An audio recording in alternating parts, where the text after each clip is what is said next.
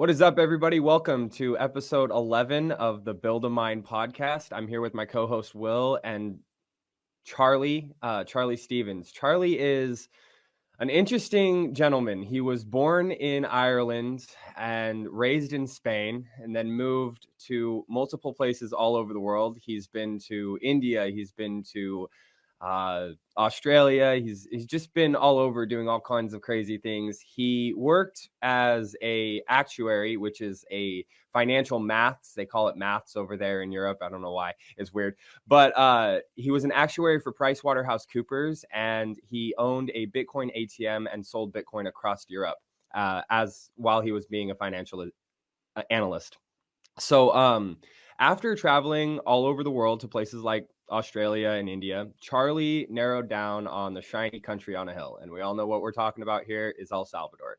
Charlie lives in Berlin, which is a booming, I wouldn't say booming necessarily, but it's an up and coming circular economy run not completely, but mainly off of Bitcoin. There are, I think it was 120 different merchants that are using Bitcoin and Bitcoin only. They price their lives in Bitcoin. And we're going to talk about that today. We're going to talk about the implementation of Bitcoin mining and kind of the life that is being lived in El Salvador, in Berlin and the surrounding area. They actually live very close to I think it was 100 megawatt geothermal energy Bitcoin mine. And they actually have 4 containers up there running S19. So the people in Berlin are actually very used to seeing this high security, large scale Bitcoin mining operation. But, I'm curious to know whether or not many of the locals in the area are actually using Bitcoin mining on a small scale in their homes. So we're going to talk to Charlie about that today and really get his opinions, his ideas, his beliefs on all things Bitcoin and Bitcoin mining. So let's bring him to the stage. Will, how do you feel about that? I feel great. Having a good morning so far. Excited to talk to Charlie. I know he's got some really cool perspectives on what's going on in El Salvador. I always love learning about what's going on in El Salvador from the people who are there, spending lots of time there. So let's kick it off. Let's do it. Charlie, welcome to the Build a Mind podcast. I appreciate you being here with us today. Trevor, it's an absolute pleasure to be sitting here talking to both you and Will, and really looking forward to our conversation. Absolutely. So the first thing I want to talk about, you are helping to build the circular economy down there in Berlin. You're helping to orange pill merchants. I don't know if you're necessarily orange pilling merchants or just giving them, a better currency to transact and trade in. I kind of want to hear a little bit about that. And how does it feel to be a major change in the world of finance down there? Wow. Well, thanks for the introduction, first of all. Just a few things on that. The mining operation beside Berlin, it's a 100 megawatt energy plant, geothermal energy plant, expanding to 150 megawatts. But it started with one megawatt, and it's then expanded to 4 different containers, which I assume would be above 5 megawatts. But I don't think it's 100 megawatts that's being mined. Okay. On that note, though, it's high security, and not many people know exactly what is going on there unless you're at a high level in the government. But thank you for the introduction, and it's amazing to be getting to talk to people like yourselves from different parts of the world, and to be able to explain what is really happening here. Just a bit of my background. I have maths background, and got to study about Bitcoin around 2017 when I was working for Pricewaterhouse as an intern. And after university, I went back to Pricewaterhouse as an analyst, as a consultant. And I remember talking to a lot of the team about Bitcoin at the time, and it was just blank. I was getting really, really far into it. And when you say orange pilling the merchants as well, I mean, I don't think orange pill is one instance. I think it's a process. And I think the more interaction that you have with Bitcoin and Bitcoiners, people who have interacted with Bitcoin, the more you'll become more influenced and more aligned with that. Yeah. So in terms of that background, I decided that I wanted to work in Bitcoin. Like I knew that since 2018, like even when the bear market was happening in 2018, I remember being extremely excited, really excited with the price. I was like, this is such an opportunity. And a lot of other friends who'd been into the crypto scene at that time were just completely ignoring it. And I doubled down. My mother was into listening to Max Kaiser and Stacey Herbert back on Russia TV, and my grandmother had just passed away, so she inherited something small, and she decided to solely focus on Bitcoin. And when she had said that, just solely focusing on Bitcoin, it made me really think, because I respect my mother's opinion on things. Like she has this sort of abstract way of looking at things, and she'd be telling me about the Illuminati when I was 11 years old, right? Um, so I was going to the kids in my class telling them about the Freemasons, and they were like, "What are you talking about?" So I'd always, even though I'd argue with her, I'd take it on board, and that's when I kind of narrowed my focus onto Bitcoin. And you start to realize that there is a lot of moving forces across the globe, and there's a lot for people to lose when using a different currency. And I think we are at a stage 15 years into Bitcoin's life where there's no doubt that it's a store of value going from zero to $65,000, but now we have to consider it as a contender for the global reserve currency. But for that to happen, it needs to be used in exchange.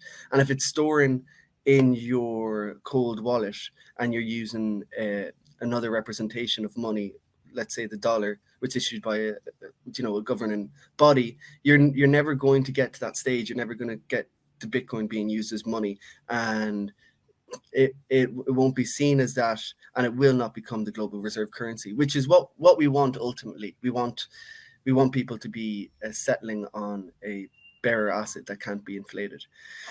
So when I came back from Australia, I don't know if I'm just giving a high level introduction, but when I came back from Australia, I was like, okay, I've been doing manual labor for basically the last 2 years with a bit of consultancy, Bitcoin consultancy on the side. I want to be able to flesh out my studies and my past experience and go back into as an analyst. I want to really get an in-depth view of what the financial system really is made out of. I worked as a calculations analyst for a life insurance company called Standard Life, and I was doing quarterly market reports on like a 200 million euro fund for all of these pensioners in Ireland and the UK.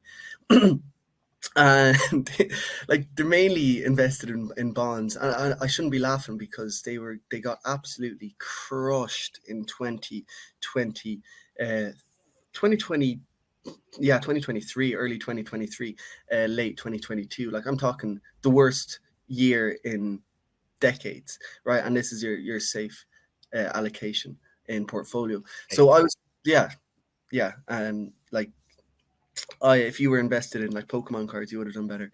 If and you're supposed to reply to these guys, and you're supposed to justify it somehow. And I went over to London then. I went to live in London for 3 months. I was working for the Irish company while living in London, and I was looking for jobs at a hedge funds. I wanted to get involved with bonds, international bonds, and I wanted to see how they were traded between nations. And I remember just beside Buckingham Palace, the office was for the interview, and I walked in and it was beautiful, like marble everywhere. The guys are total professionals, and I felt special. I was like, wow, this is amazing. And I go in, we're shooting the interview, and like it doesn't take long before we start talking about money, because I mean we're talking about bonds and like the creation of money. And then I start asking him questions, and I'm like, what's your perspective of money? And then I start to realize that these guys who are running basically the strings of the whole financial system don't have a clue. They don't have a clue where it's coming from. They know the minute details of their job, and that's it, like that little cubbyhole. But they don't see the second, third order effects of what what's happening, and They're you're not like paying attention to the global strings. global, They're just paying and attention to what's happening in their building, basically. exactly, and they don't see the second order consequences from the actions of what they're doing and stuff like that. And you're like, well, I'm in the wrong place. And I was listening to a lot of Bitcoin Beach podcasts and a lot of stuff in El Salvador. I was looking at the Mi Primer Bitcoin teachers here, and I was really curious. And I remember 2 o'clock in the morning, I was listening to Mike talk to this man Jeremy, who talks about residencies in El Salvador. And I said at 2 o'clock, I said, right, I'm just going to do it. I'm going to sell everything and I'm going to go over and I'm just going to try and teach about Bitcoin as much as possible and try to learn what it's like on the ground. and so that's what I did. I had a Bitcoin ATM. I sold the Bitcoin ATM. I gave in my notice. And at the end of June, I was on a flight towards El Salvador. I was staying in El Zonte for 10 days, but I had already made my decision that I was going to come and live in Berlin. I had seen their Twitter. I'd seen that they'd been raising funds to plant trees through Lightning, and I sent a few sats over and they planted a few trees. And I just got such a buzz out of that. I got such a buzz out of that. I was like, yeah, I'm going there. This is an authentic project. And it was. I arrived and I met Evelyn and Gerardo, who are a Salvadoreño couple who started the project. And they were in it for the right reasons. They were intelligent, well organized, and on the mission. So yeah, it was them two. And there was one guy from America, Salva. And this is the only people here. And then since then, there was about 20 merchants onboarded. Then now, you said 120. There's definitely well over 130 now, and it's an ongoing process. Because there's like over 1,600 businesses in this small town. I mean, it's much more. Like, you might as well set up a business because you're only earning $15 a day maximum as an employee. So Do you notice so let's say you've got 130 merchants. Do you notice like some merchants looking at the other merchants saying, oh, like they've got so much business, they're doing so well, like what are they doing over there, what's making them so much more profitable than we are? And then are they finding out, oh, it's this Bitcoin thing, we need to get on that? Like what is that process like? Is it just kind of like rolling and snowballing into more and more businesses? Exactly. Yeah, exactly. The start is obviously the toughest because they're so skeptical of this new coin. And for the first 50 or 60, it was more work. But now when you're going over 100, like every Monday, we have a meeting with the locals and with Bitcoiners, everyone together. And then we go and we have pupusas, which is the local. They're everywhere. Pupuserias, the local Salvadoreño dish. And this Monday, there was at least like 22 of us sitting down. We spent over $80, and these guys, I'd say that's probably double their average nightly intake in terms of revenue. And this was just one table so that's a clear sign. And then there's a lot of establishments. Most of them now accept, but there's a couple that don't, and it's only a matter of time before they're like, well, we're losing out on serious stream. It's just a really cool thing when a density of Bitcoiners congregate around a small area, and then all of a sudden, they start. It's a very generous culture, right? I mean, you are helping people get onboarded with Bitcoin. You're spending your sats, kind of happily. People do buy and replace, right? So they spend something with a merchant who just recently started accepting, and then they just go and buy some more to replace what they just spent, so they can keep their stack growing. But yeah, it's kind of contagious, like that effect that you're talking about. And I'd like to just come back to something you said early on in your introduction about, how we, the current debate right now it's kind of a persistent debate over many, many years in the Bitcoin world about how we get to mass adoption, how Bitcoin arrives as the world reserve currency. What are the steps involved? What does it look like? What are the obstacles? And so, people probably have already heard this many times, but Bitcoin starts out probably as a store of value, and maybe all money follows this trajectory, but you start out as a store of value and then moves to becoming a medium of exchange, used to buy and sell goods. And then it becomes a unit of account where basically everybody is denominating their accounting and bookkeeping in the Bitcoin denomination or whatever new denomination, so it's how we account for everything. We're not counting in dollars or euros anymore. We're counting in sats or Bitcoin. And so there's a big debate because Bitcoin has this very wild volatility with its price, but it also has this very wild volatility with its adoption curve, like obviously the curve is going up and to the right, but with lots of ebbs and flows and peaks and valleys. And so I guess, many people are very opinionated about how Bitcoin should do this or how a money should do this. And I think, it happens through a few factors, and we can talk about what I think, but I'd like to know what Charlie thinks from being boots on the ground. And just a quick story before I let you rip, Charlie. Years and years ago, kind of 10 years ago now, a company which no one really talks about anymore, they used to be a massively influential Bitcoin company called BitPay. They were a merchant processing tool. Some of you may remember BitPay, but they're still around, aren't they? Yeah, they are still around, but nobody talks about them. They're not on the level of Coinbase or even Kraken or certainly not Fold and Swan and these, Strike and others, right? But they were so huge about 10 years ago that they actually sponsored a college football, American football bowl game. So there was something called the Bitcoin Bowl in 2014 in St. Petersburg, Florida, near Tampa. And the project there, and I was kind of boots on the ground helping this project. The project there was to get 150 merchants in Tampa and St. Pete to accept Bitcoin and onboard them to BitPay so that they could take Bitcoin payments when all the tourists and fans arrive for the Bitcoin Bowl.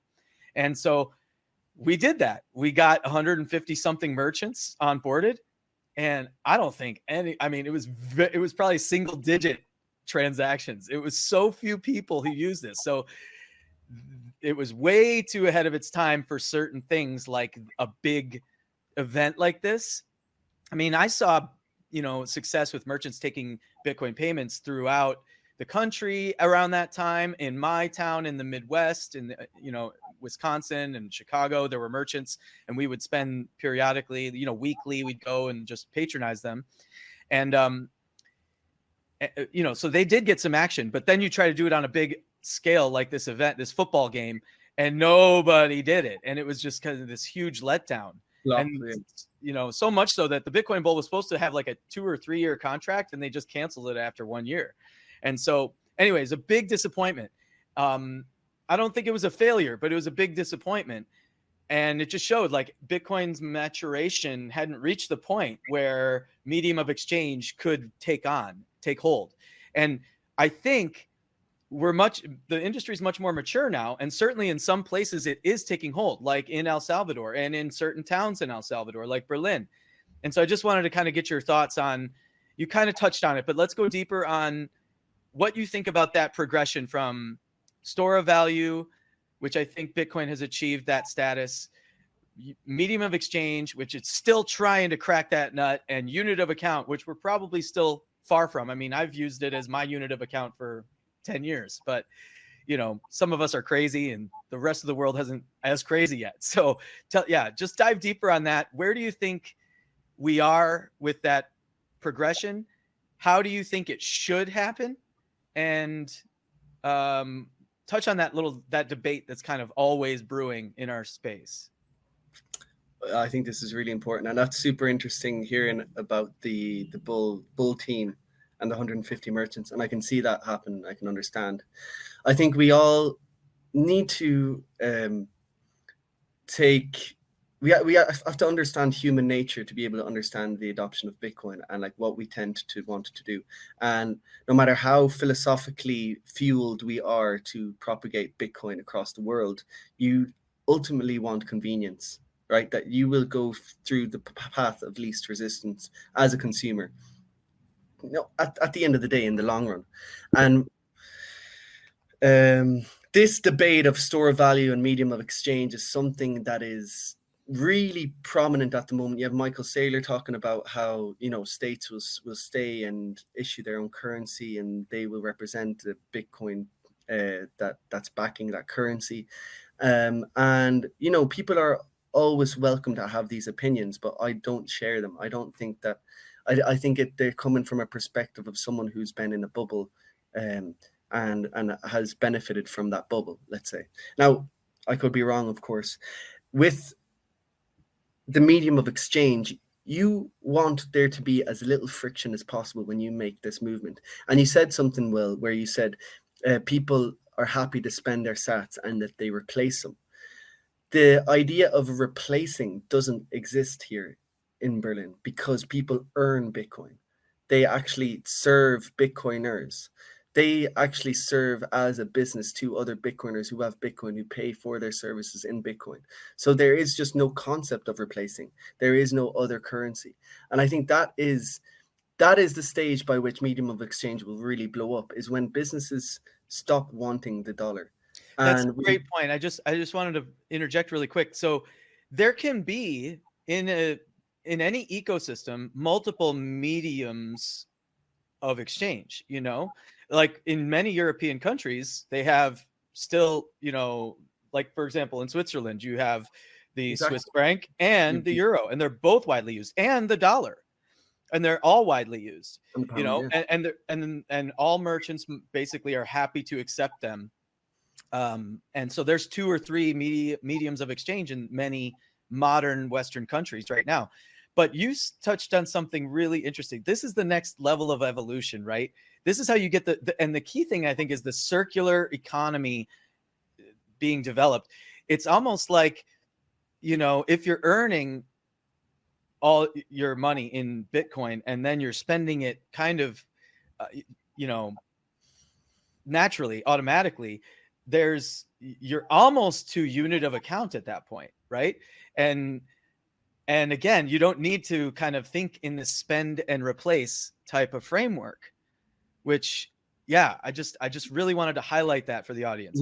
Yeah, for sure. And we have to take note that we are a product of our environment as well.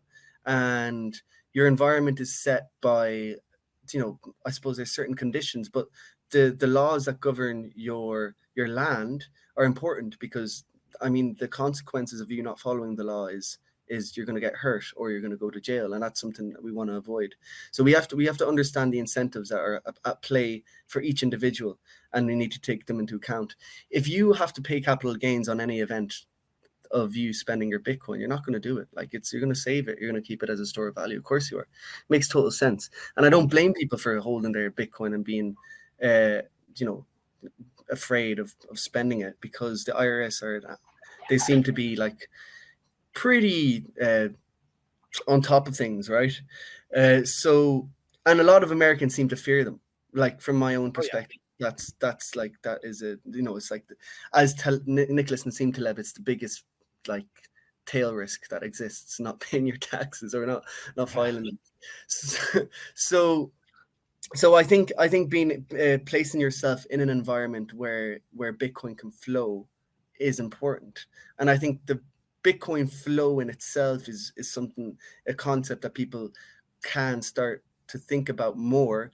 The more that Bitcoin flow, the more volume and the more transactions, the kind of safer you are, and the more secure you're going to be, and the higher liquidity that will be floating around, and the higher access to Bitcoin credit you will have. People talk about the credit markets. My vision here is that there's going to be capital markets built upon this deregulated area where Bitcoin is flowing and businesses are being built on Bitcoin. Ultimately, that's what I believe will happen here. I think that medium of exchange will happen in areas where the friction is too high using banking. In South Africa, in Ekasi, the reason why Bitcoin is being used quite a lot on the Lightning Network is because of banking fees and you getting set up. Things like these don't really make sense when you're from a Western country, which is super easy to just set up an online bank account or whatever. But wherever you find, so Nigeria, for example, it seems like Bitcoin and other crypto assets are being used as a way to transact money. So yeah, how do we go from one stage to the next? Well, we have pupusa ladies now. We have like, I got a phone call from the daughter. She's 28 years old, right? Her mum has been accepting Bitcoin since we moved into the house next door. I've moved there from there since, and I got her onto Phoenix so that she could save. She could have from her Blink. Blink is a custodial Lightning wallet for people who don't know. It's really powerful. You can save in stable sats.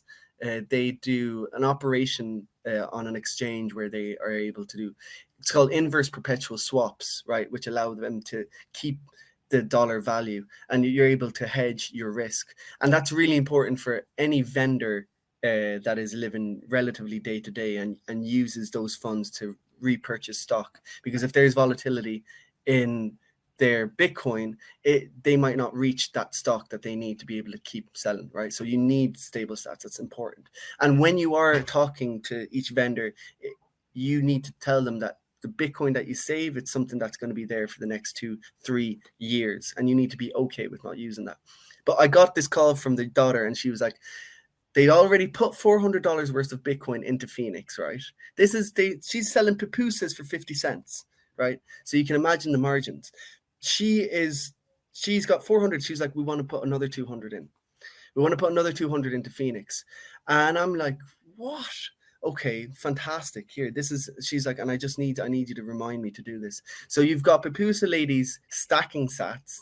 They're receiving Bitcoin, and then they're paying their bills, their water bills, their electricity bills through Bitrefill on Bitcoin, where they usually have to bring their cash, go to the pharmacy, pay, line up, pay.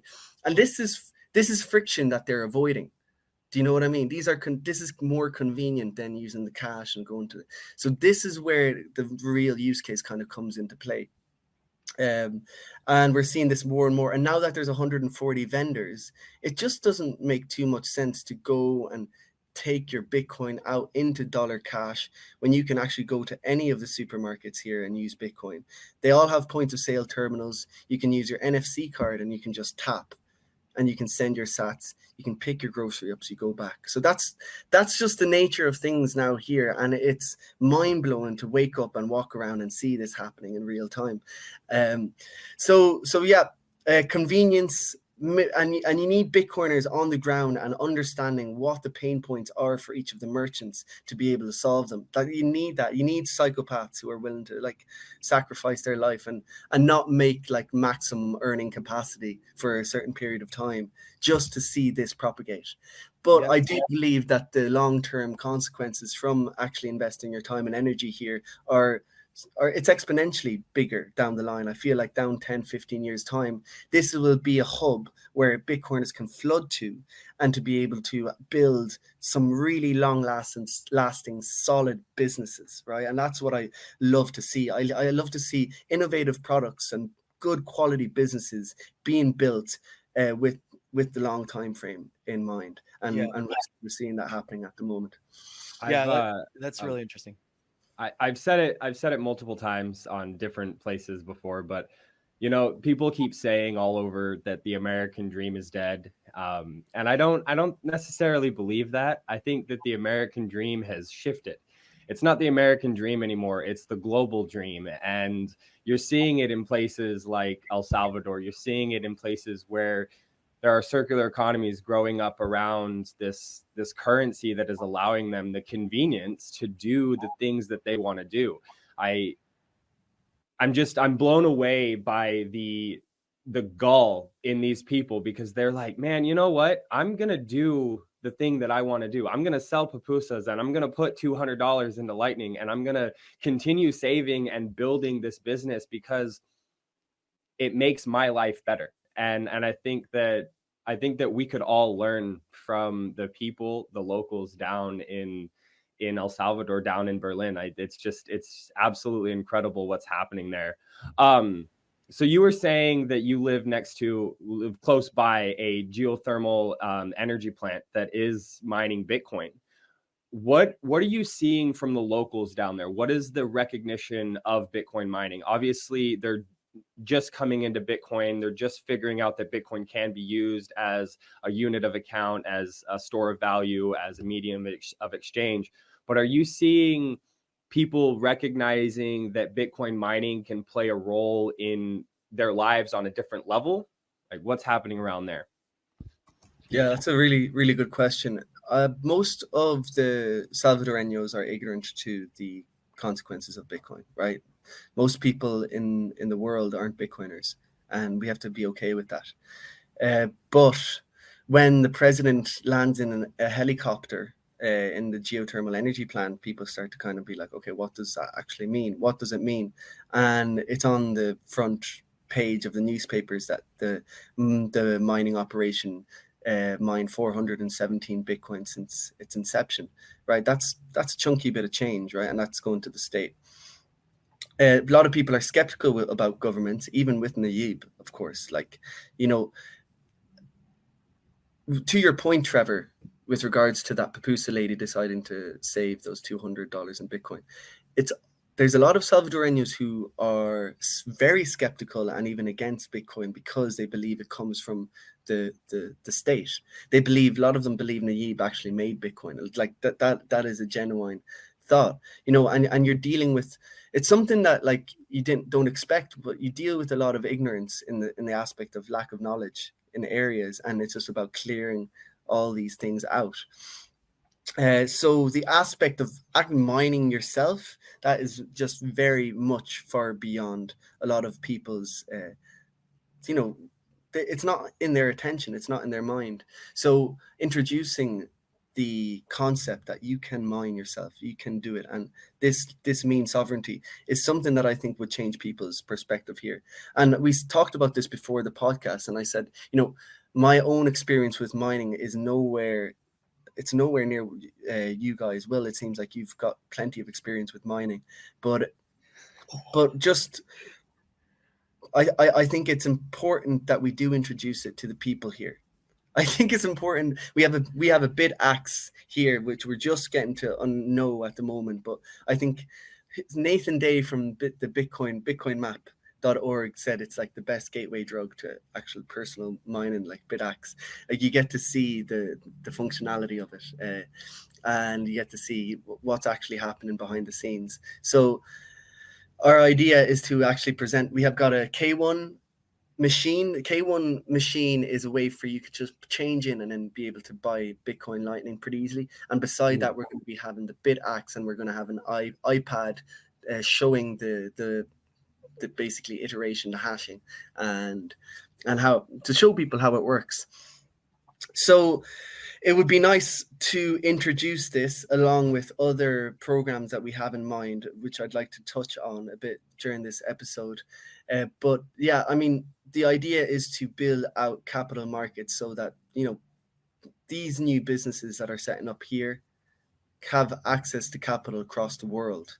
Like anybody who has Bitcoin can stream these sats to these businesses and be able to share the entrepreneurial risk and the potential returns from that business. So that concept really entices me, and I think this is something that I want to build out going forward. But yeah, with this mining operation, it was only just one container, and now looking at the satellite images, you can see 4 containers at the They're energy. expanding. They're expanding. Well, if they have 100 megawatts or 120 megawatts, then they have plenty of room to expand. What was I going to say? So I think for people, getting people, like obviously in El Salvador, nobody really knows what Bitcoin mining can do for them. It'd be showing them through experience, showing them how Bitcoin mining can play a role in their lives. And I have a theory. I'm a new Bitcoin miner. This is my first cycle that I've been through. I don't really understand the cause and effects of things, but I see, you have these large pubcos, these large, huge miners who are concentrated in one place, like this mining operation that you're talking about. They've got 4 containers. They're running probably about 4 to 5 megawatts in one location. That's very centralized. And obviously the El Salvadorian, they don't know that centralization is a problem because they don't really understand Bitcoin. But we know that centralization is a problem. So how do we implement Bitcoin mining into these people's lives without centralizing it all over in one place? Well, it's through these technologies like BitX. It's through showing people, hey, if you put a Bitcoin miner in a room that, is combined with another business, let's say a coffee plantation. I'm not sure if they need heat to help dry the beans, or they need to roast the beans. I mean, there's probably a method of heating those beans up with a Bitcoin miner. So instead of pulling electricity and just like you paying for that electricity to roast your beans, what if we could implement Bitcoin miners to do that, use the Bitcoin that is generated to pay for the heat, or pay for the heat with the dollars that we were already spending to roast those beans, and then save the Bitcoin on the back end. I think there's a lot of ways that we could show people like, hey, Bitcoin mining is this other technology that's going to give you that life that you want to live, because now you're not asking for permission, you're not asking for extra help from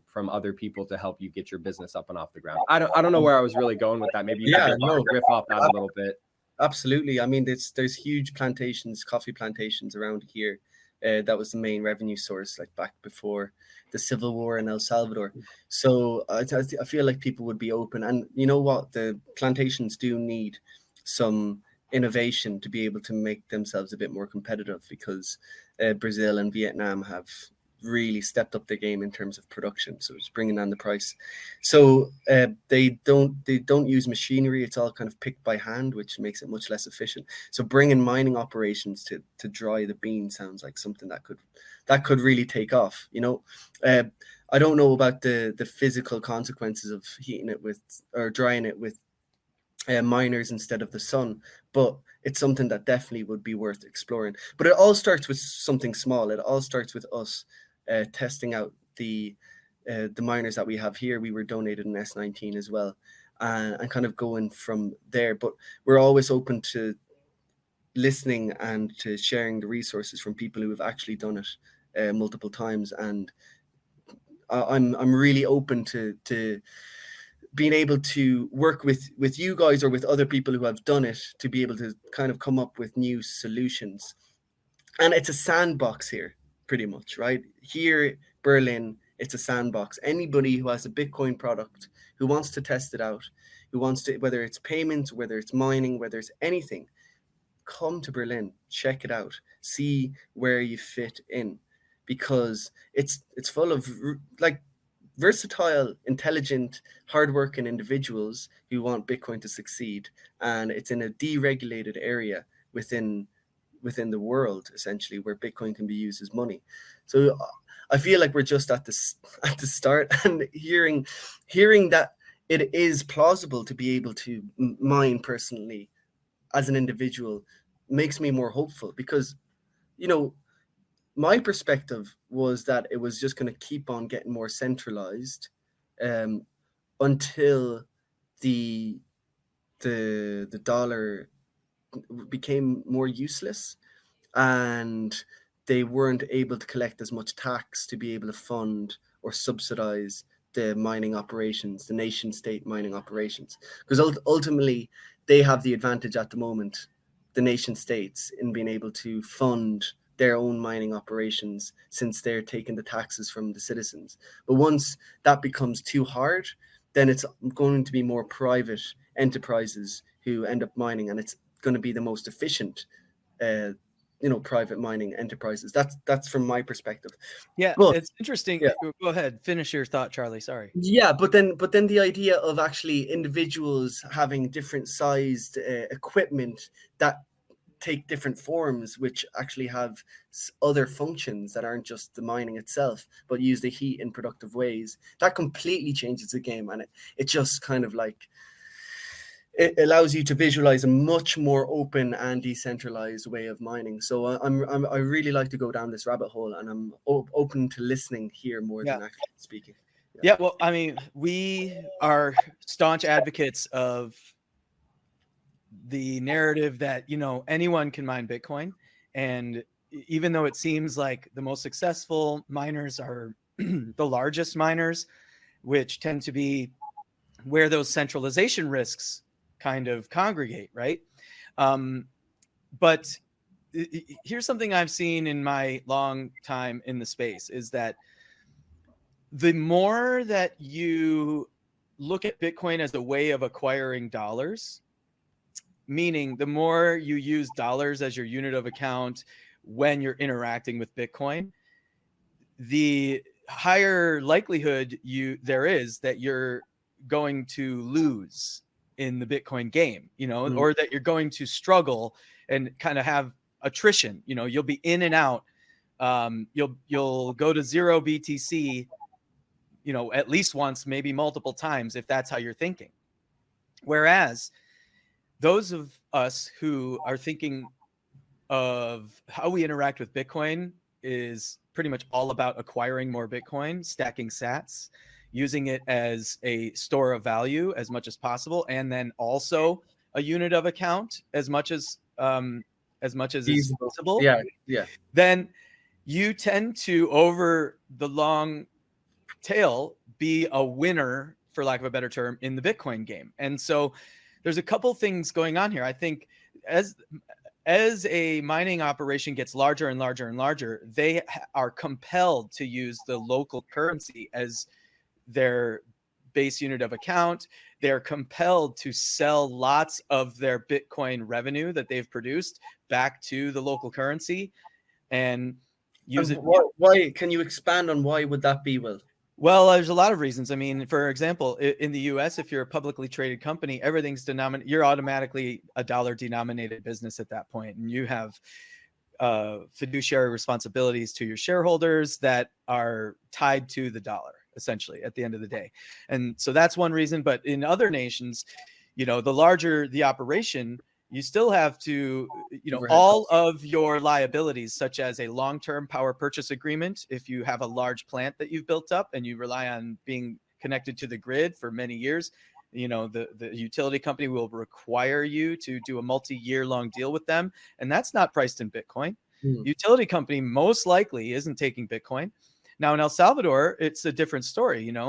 There's a lot more latitude and flexibility because it was made legal tender and so on. But I think as mining businesses get larger and larger, they're just these other factors that automatically force them into the local currency or the prevailing reserve currency world. And there's just not much they can do about it. However, if a miner stays, like solo or home, hobbyist level, or even small to medium size, they can strategize how they grow their business differently more easily. They can look at it as a way of, they're not going to get overextended with leverage and things like that for the sake of scaling. They're going to scale in a more strategic way where they can stack more sats long term, where they're not going to necessarily utilize the Bitcoin revenue to grow. They might use an ancillary business's revenue in the local currency to obtain more Bitcoin in the Bitcoin mining business that they also have, and so I think that helps the decentralization of mining for sure.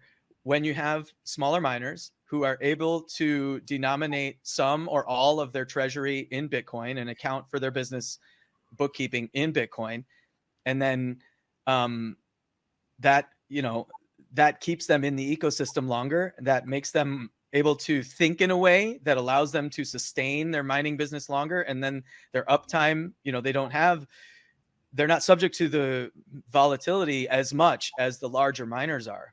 So yeah, I think that's because they're less leveraged.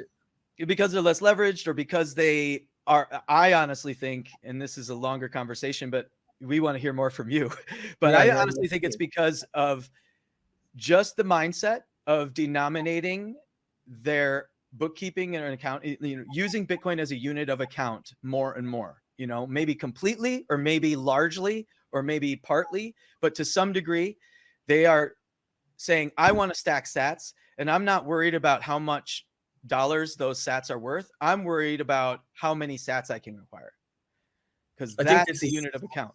Super, super important. How do we get to that stage of unit of account?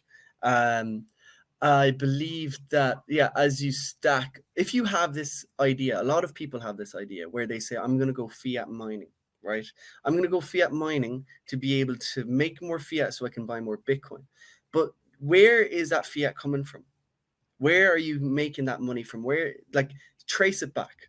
Try and figure out where it's coming from, and try to project onto the future and say, if we were on a hyper Bitcoinized world, would that flow of money keep coming towards you? That's the question that you have to ask. Like, is this sustainable over the long term? And I think one good mental exercise that people can do is say, right, why don't I put myself in a situation where I can earn Bitcoin, where I'll be able to earn from other Bitcoiners in the future, rather than earn as many dollars or earn as many euros, because you can earn a lot of euros by just being close to the regulator. Like, super easy. I worked as an actuary. I pretty much was hired by the central bank, and you can make 200k a year, easy. Like, and this is, you're not doing something that's helping the consumer directly, and it feels really fake. So that's why I moved kind of away, because you want to be in a situation where you think Bitcoin will flow into, right? And then you're like, okay, so it's about actually stacking sats. It's about being able to understand how you can allocate your sats into capital goods, by which will earn you more sats in the future. And as you learn about Austrian economics, you learn about private capital accumulation and how important that is, and that really propels you to stack harder, right? And then it starts to make you think, right, well, how will I manage my Bitcoin? And this is something that I've kind of been thinking a lot about, coming from capital management and risk management job, is like, how do I create buckets of Bitcoin, where that bucket is actually labeled, this is for a building that I want to buy within the next 5 years. This bucket here is for the machinery that I need to use to be able to produce those goods, because I know there's going to be a market for that good down the line. And then you start allocating Bitcoin in different buckets for different functions over time, and you start to manage that capital in different ways. And this is something that I think will allow for it to be more of a unit of account, and you start to think, how many sats is this machine going to cost me maybe in 3-4 years time? You don't know, but you start to actually put estimates in. You start to try and project. And I think the more people do that, the more people start to think of Bitcoin buckets and Bitcoin liabilities in the future. And you said it yourself. I mean, all these power plants all these liabilities are denominated in dollars. Once people start owing sats to other people, it's a completely different ballgame, right? If I owe, like, I don't know, 1,000,000 sats in 1 year's time, I'm gonna be doing my best to get a bucket of 1,000,000 sats and put it there and not touch it, because I don't want to take on the risk of having to earn that Bitcoin in 7 months' time, when Bitcoin's gone up to like $300,000 per coin. You don't want to be dealing with that sort of work. So you try and work as hard as you can to siphon away, so you can cover your liabilities in the future. I'm organizing Adopting Bitcoin in November, 15th and 16th of November. Adopting Bitcoin is the biggest Salvadoreño Bitcoin conference. It's an international one. There was 1,100 attendees last year, and I'm on a contract, right? And this contract is denominated in dollars. Now, I'm living with a graphic designer, and he actually denominates his salary in sats. He works on a sats per hour basis, some amount of thousands of sats per hour, right? I get a proper buzz out of this. And over the course of time, he actually, so instead of him asking for a pay rise, the employer comes to the employee and says, here, would you consider bringing down your sats per hour rate? It's the whole dynamic between employer and employee changes, right? Hey. And it is huge, right? And when I got this contract, I was like, okay, well, it's a 10-month contract you're getting paid on a monthly basis. You can get paid daily if you wanted to, because it's all sats, right? It's all, you can stream it if you want. But I said, instead of actually I don't want dollars down the line. I want a percentage denominated in sats right now. So we came up with a contract by which I said, I don't want as many dollars. I don't want that many $1,000. I want a 10% discount on the amount of dollars that I earn, but I want a proportion of that denominated in sats down the line. So 10% denominated in sats, 10% discount over the course of 10 months. And then it's streamed down the line. So I gain from the appreciation of Bitcoin. And I said to the employers, I said, well, your job is to just basically have more reserves in Bitcoin, because your liabilities are denominated in Bitcoin. And I think these are the things that one must start to use over time and start to kind of denominate their contracts in sats, or try to get to that stage. And the whole idea of money and future projected cash flows completely changes. It completely changes. It goes 100%. Yeah, you touched on something, basically the exact same strategy that some early Bitcoin startups, I don't actually think very many of them did this, but the one that I worked for, Airbits, which is now called Edge Wallet, has been Edge Wallet. Most people know it as Edge Wallet. But early on, the company was called Airbits, and our CEO, the current CEO still of that company, Paul Pouet, proposed this to us. And we were all true believing Bitcoiners back in the day. I think all of us took him up on it. And there was only, 5 employees or something, but he proposed the exact same thing. Look, we'll pay a salary. Here's your salary. And if you want a portion of that in Bitcoin, then you tell us that at the beginning of your contract. The company will set aside that amount of Bitcoin and just hold it in reserve to cover the liability of the length of your contract, so the company's not scrambling to figure out how to pay you down the line. And then they satisfy that, because over time, most people expect, and correctly, that the Bitcoin price will go up and appreciate. And then each paycheck you get this, it feels like a bonus every month as the Bitcoin price is going up, because you get maybe, let's say 60% in dollars to cover your bills and stuff that you have to pay in dollars. And then, 40% in Bitcoin at a price that was at the date of signing of the contract. So that as time passes through your term working for the business, you're getting, it feels like a bonus every month, right? And so the company is essentially denominating some of their reserves to handle some of their liabilities in sats. So they're using it as a unit of account for that amount of their, of what's on their books and what they need to satisfy. And that is how we get, creating ways like this. This is how we get there. It takes willpower. It really just takes willpower, and creativity. Yeah, and being conscious of the effects of these things, like understanding the consequences of allowing them to reserve. Like, you're doing the employer a favor by getting them to reserve more in Bitcoin. They might actually have a cushion then on top of those liabilities, so they get more upside, asymmetric, and they can justify it on a risk management basis. You know what I mean? Because if they don't have those liabilities in Bitcoin and Bitcoin plummets, they're fucked. So it's all about risk management down the line, and that just really drives me. It really drives me to keep on doing it, and to try and help all the local businesses here kind of try and take on a model that's similar to that. Yeah, and it's kind of easy. It's it's hard to figure out up front, but it's easy to manage, relatively speaking. And so the other side of that coin is, as the price goes down, yes, it feels like you're getting paid less. But if you have the long view of Bitcoin, then you might just put that in savings, and it doesn't hurt the business, because the business is already on the hook for a certain amount of Bitcoin that they have in reserves to pay you.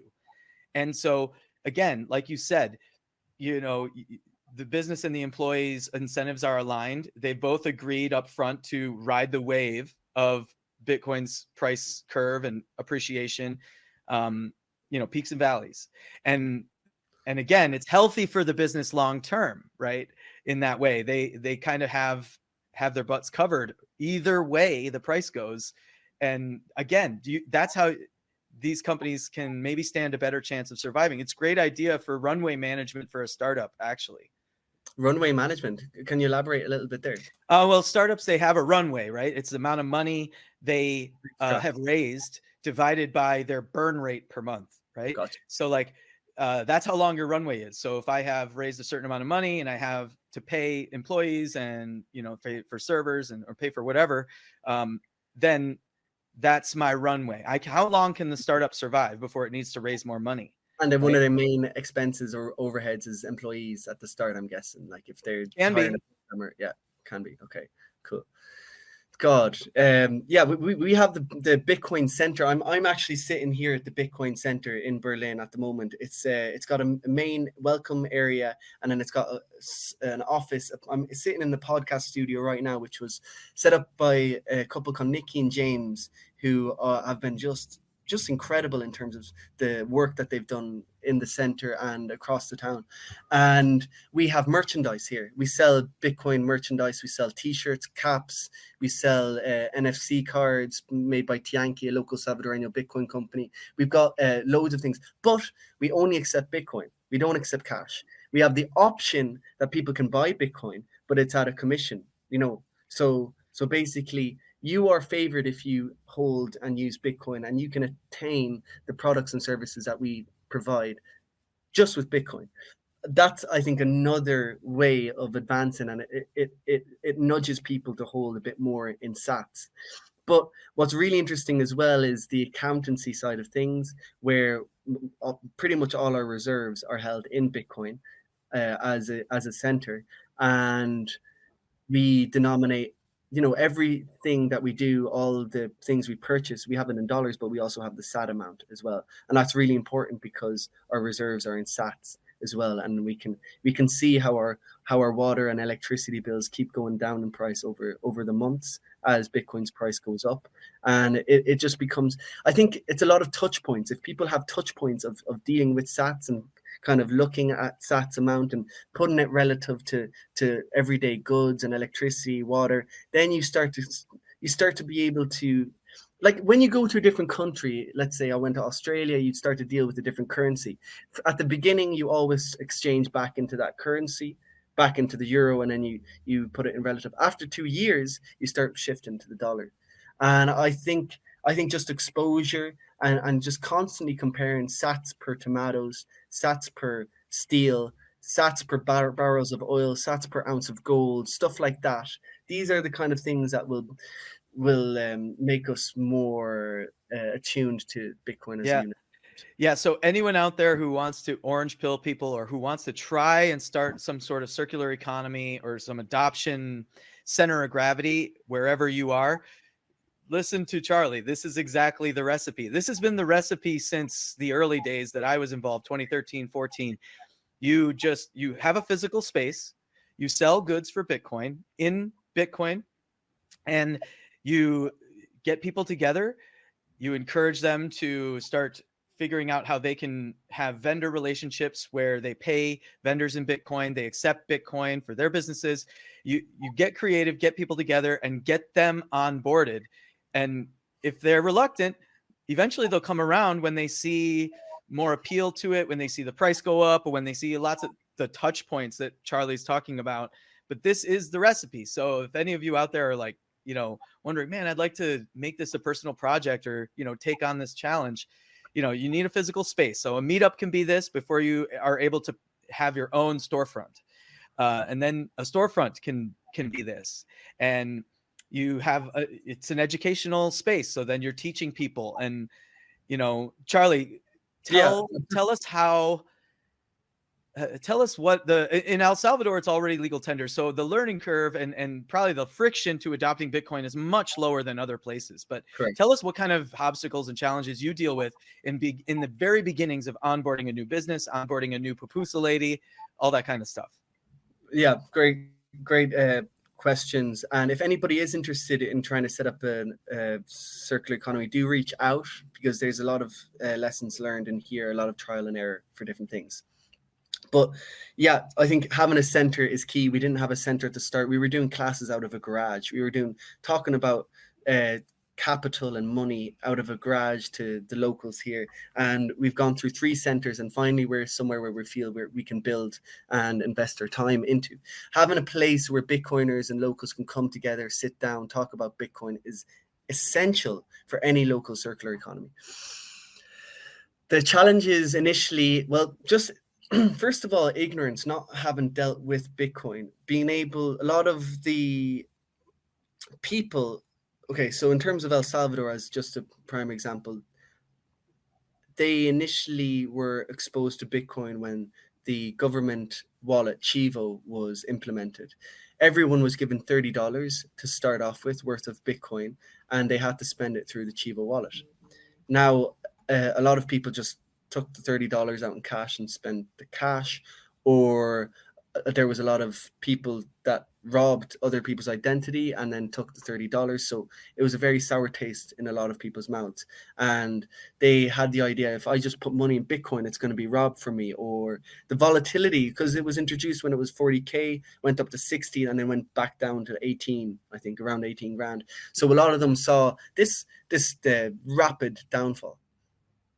And you need to be able to put people's mind at ease. You need to be able to reduce the friction for the merchant. So say you can accept Bitcoin, you'll drive higher revenue because there's Bitcoiners walking around who are not willing to hold dollars. So you're bringing in more customers, plus you have the ability to cash out your Bitcoin straight away.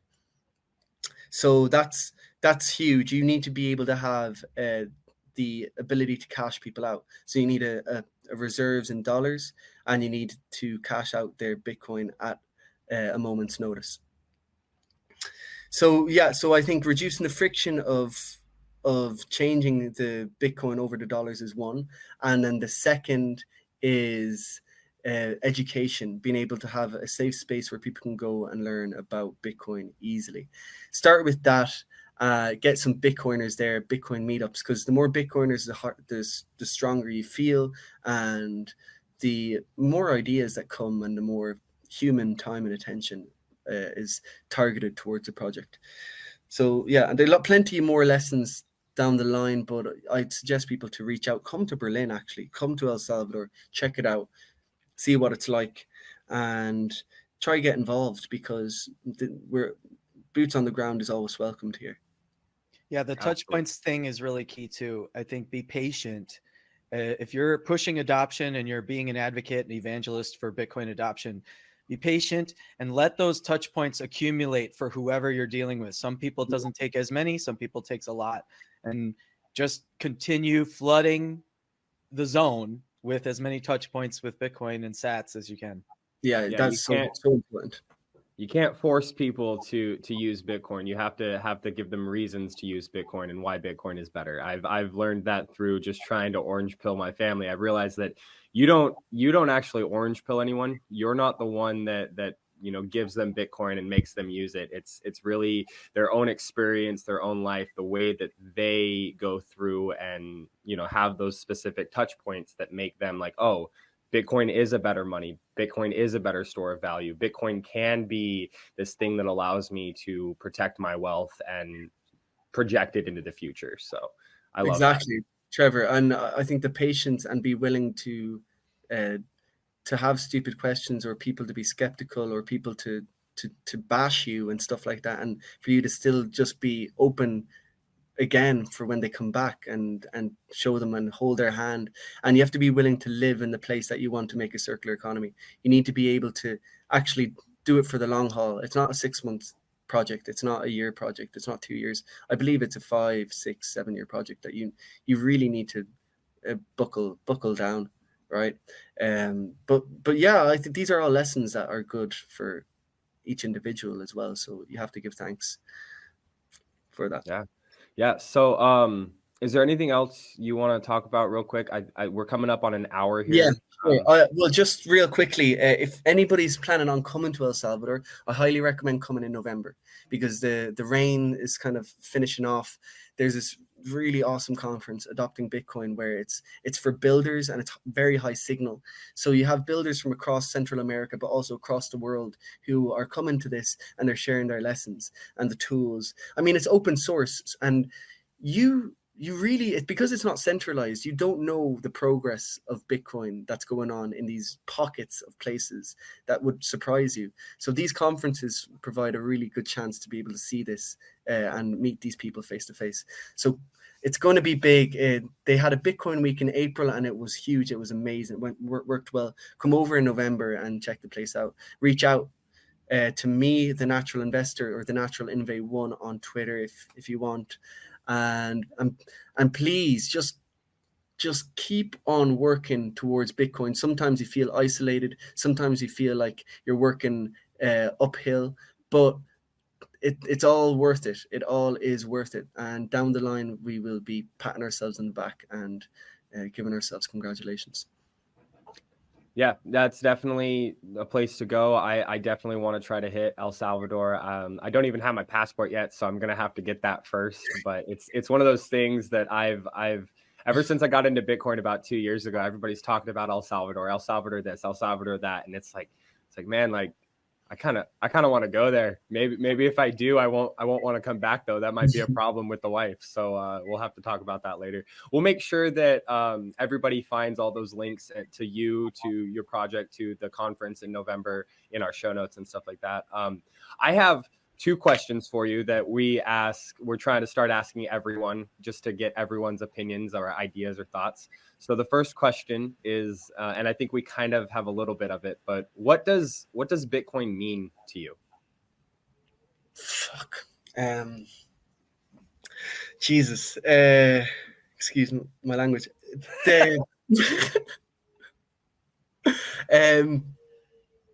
It's hard to imagine a world without Bitcoin. It's hard to imagine it. I believe Bitcoin is a gift from God in order for us to be able to connect on a much more fundamental level. I believe it's like it's a discovery of something sacred that allow us to coordinate around something pure. I think it will purify each individual and society as a whole, and I believe it's something that comes from another dimension, and that we are blessed to be able to have found it and to be working on it. That's what it means to me, and give thanks to God every single day. Wake up to be working on this and working with these amazing people. I resonate with that completely. Yeah, that's beautiful. I honestly, and I'm excited to see what more people have to say, because that's actually the second time that we've asked that question. So we want to know from everybody that we bring on, like, what does Bitcoin mean to you? Because I think we can get a whole different range of answers, but they all boil down to the same like concepts, the same core theories. And I think it's really beautiful. I've always thought of Bitcoin as the immaculate conception of money and a new hope for the world and for where we can take our dreams, really. So the last question before I have one more thing is what has Bitcoin done for your life? Well, I suppose it's kind of tying into the first question, where I got into meditation towards the end of university, and I found I enjoyed listening to the Buddhist principles. And I think the ultimate lesson is compassion for others and love. And if we have a single value metric, which we can all coordinate around, it means that you are able to feel for others more. Like, you be able to understand how they value things more, like a value hierarchy, and you understand other people's values. So I believe that it has allowed me to understand humans more, human nature, and to be able to have more compassion for the world. And it's given me more time and definitely more purpose, or given me more time to find my ultimate purpose, like my way, right? So yeah, thanks. Thanks to Bitcoin. Thank you, Bitcoin. So I love that. I love that. Thank you so much. So the last thing, and then we can finish this off. We are doing a conference in September, the mining conference. Scott Offord, who is really the benefactor of this show and the Build a Mine brand and everything like that. We're putting on a conference September 27th through the 29th, and we're giving you 2 free tickets to that conference. I don't know if you'll be able to make it over to the States in that time. I don't know what you've got going on, but we're going to give them to you anyways. They're completely free, and we'd love it if you could come across. Where? It's in the foothills of Brainerd, Minnesota. So it's really in a small town, but it's a great town. It's got a lot of activities. There's going to be lots of things to do, like hiking, canoeing, kayaking. I think they're even going to do some archery things like that, of that nature. It's really a family oriented event, and we'd love to see as many people come over there as possible. So yeah, we're gonna give you some tickets to that, and hopefully you can join us and be part of the group. Yeah. It seems like a weird place to have a Bitcoin conference or a Bitcoin conference about mining, but there's a large mine right nearby, and it's a really beautiful vacation spot. People go there, take their families. There's a lot of lakes, beautiful lakes, and it's just beautiful outdoors environment. And a lot of these mining locations are in far-flung, rural, removed places because they're harvesting stranded energy, or they're trying to capture wasted energy. And so these are places that are far from major population centers. This location's not too far from the Twin Cities, but it's a beautiful vacation spot. So it might sound weird. It's not Nashville. Guys, thank you so much. That's and if you can't make it for any reason, we'd love it if you'd share these at your events, maybe give away a ticket to, however you do things at your meetups and your events. Okay, cool. Yeah, for sure. Yeah, just to make sure they're used. Yeah, absolutely. We want to get as many people here as possible. So as a thank you, we're going to give them to you and let you choose what you want to do with them. So cheers, Trevor. Thank you. All right. Cheers. Well, Will, do you have anything else that you want to say, or? So much, actually, so much. It's great to talk to Charlie. I mean, so many thought worms just, sprang up in my head, but it's been a wonderful conversation. And I think we need to have Charlie back to hear how the progress is going in Berlin with the circular economy, in El Salvador as a whole, how the people of El Salvador are viewing more and more exposure to Bitcoin, and how the projects that the government is doing are going. I think, Charlie being boots on the ground, along with many other people there, would be great to bring back and tell us about that. So there's so much more to talk about, but at least for today, I think that can be a wrap. And we'll bring you back soon, Charlie, and hope to see you in Minnesota in September. Guys, what an absolute pleasure to talk to both of you. You total gentlemen, and I hope to see you again soon. Likewise. Same here. So everybody, this has been the Build a Mine podcast, episode 11. If you guys like this episode, please comment, subscribe on whatever platform you're on. Don't forget that you can hit up Fountain, the value for value sharing platform, where we can exchange sats back and forth to each other. I'd love to send you some sats for listening to our podcast, but that was it. Episode 10 or 11 with Charlie Stevens. Thank you guys so much. Take care. Thank you, Charlie. All the best. Take it easy.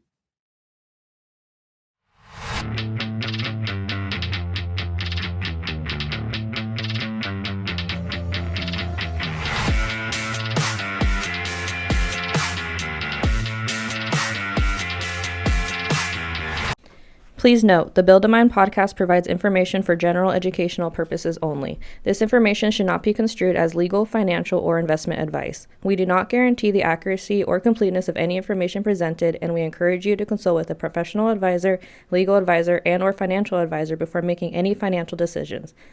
The Build a Mine podcast and its affiliates are not responsible for any losses incurred as a result of using the information provided.